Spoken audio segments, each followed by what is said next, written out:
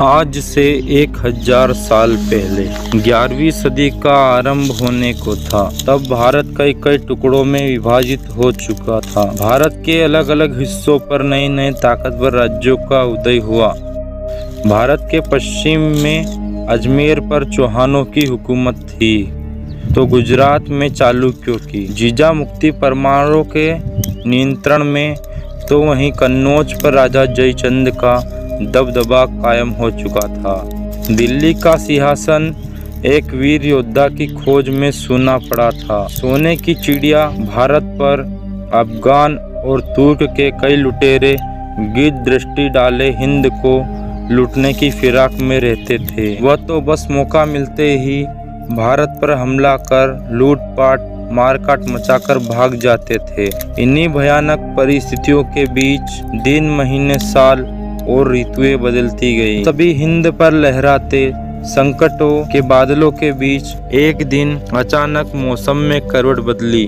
चांदनी रात की तेज आंधियों के बीच आज चौहान साम्राज्य की राजमाता कर्पूरी देवी ने एक पुत्र को जना था। बालक का मजबूत बदन और चमकदार त्वचा और रौद्र रूप धारण किए आंखें को देख माता ने बच्चे को पिता सोमेश्वर चौहान को पकड़ाया। तभी पंडितों ने बालक के हाथ देख घोषणा की कि यह बालक हिंद की संपूर्ण धरा को मापेगा। ऐसा कोई इलाका नहीं होगा जहां यह अपनी तलवार नहीं लहराएगा। सूर्यवंश की कोख से जना यह शेर अखंड भारत का चक्रवर्ती सम्राट बन दिल्ली में अपनी तलवार को विराम देगा।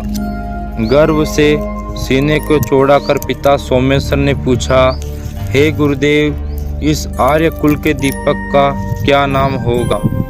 राजगुरु का जवाब था, पृथ्वीराज चौहान। राजकंवर पृथ्वीराज चौहान। माता कर्पूरी देवी एक शिव भक्त थी।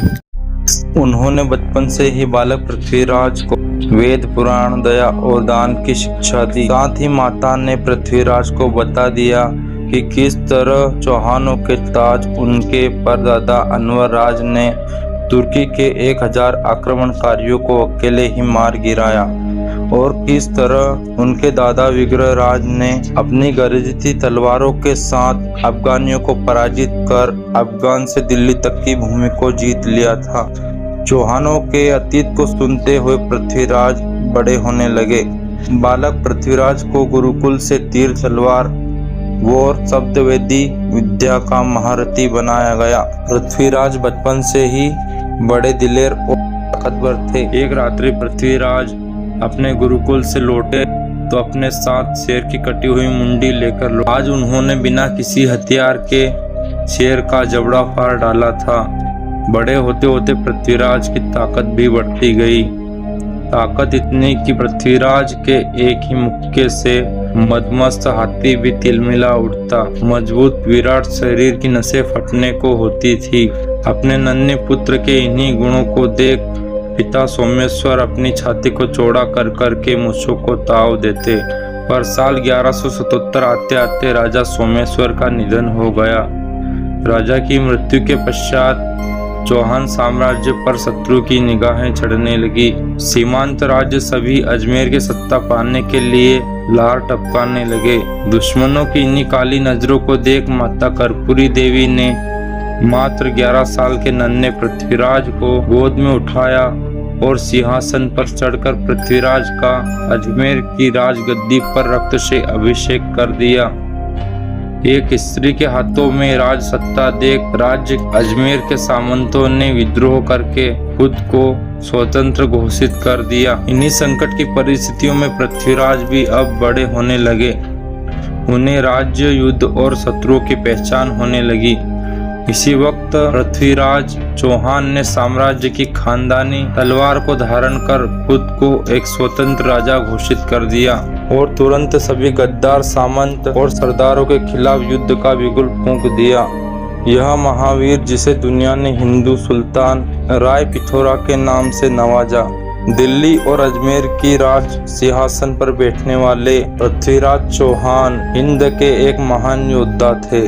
जो अपने करारे वार से कई सैकड़ों शत्रुओं पर अकेले भारी पड़ते थे। सम्राट पृथ्वीराज दिल्ली के अंतिम हिंदू सम्राट थे, जिन्हें नाम का खौफ इतना था कि कई राजाओं ने स्वेच्छा से पृथ्वीराज की अधीनता को स्वीकार कर लिया। वह परम स्वाभिमानी शिव भक्त था, जिसके नाम मात्र से ही भारत की सियासतें हिल जाया करती थी। वह शब्द वेदी विद्या का जानकार था। वह राय पिथौरा था, जिसने संपूर्ण उत्तर भारत में अपनी तलवारें लहराई। पृथ्वीराज की ठाठ इतनी जबरदस्त थी कि शत्रु तो युद्ध में उनका नाम सुनकर ही मैदान छोड़ दिया करते थे। उनके राज्य की सीमाएं संपूर्ण उत्तर भारत के विशाल साम्राज्य में फैली हुई थी।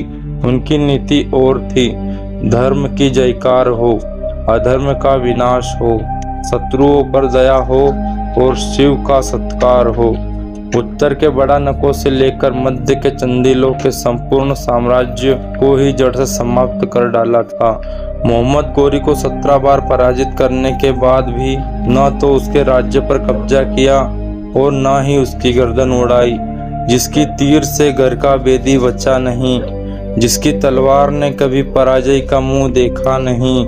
यह गाथा है हिंद के उस महान सम्राट की, जिसके आगे संपूर्ण दुनिया नतमस्तक है।